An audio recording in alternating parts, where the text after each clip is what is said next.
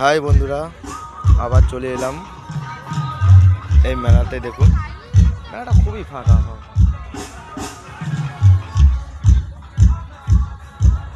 কোথাও কোনো লোকজন নেই, কেউ নেই। বেচাকেনা তো হচ্ছেই না এখানে মাঠের মধ্যে, ঠিক আছে। কি আর বেচাকেনা করবো এখানে, একদম বেচাকেনা নেই, অবস্থা খুবই। মাঠ মালিককে কোথা থেকে টাকা দেবো সেটাও আমি ভাবতে পারছি না। কতবার বাড়ি থেকে বয়ে বয়ে নিয়ে এসে দেবো টাকা। ব্যবসার এই হাল, এরকম ব্যবসার হাল হলে আমরা লেবার পেমেন্ট কি দেবো, কী করবো, আমাদের মাথায় কিচ্ছু ঢুকছে না এখন। দেখুন বন্ধুরা, ঠিক আছে, আমি একা নয়, একদম এই জায়গাটায় দেখুন একদম বেচাকেনা, কোনো দোকানদারে কোনো বেচাকেনা, সবগুলোটা ফাঁকা আছে একদম, ঠিক আছে। আমাদের দ্বিতীয় দোকান দেখাচ্ছি।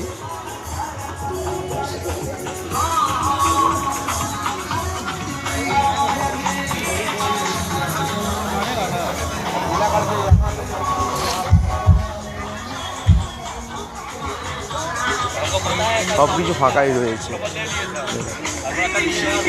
এই দোকান তো বন্ধই করে দিল।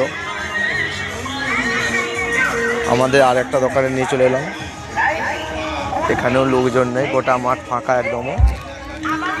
সেটা কিছু করছে।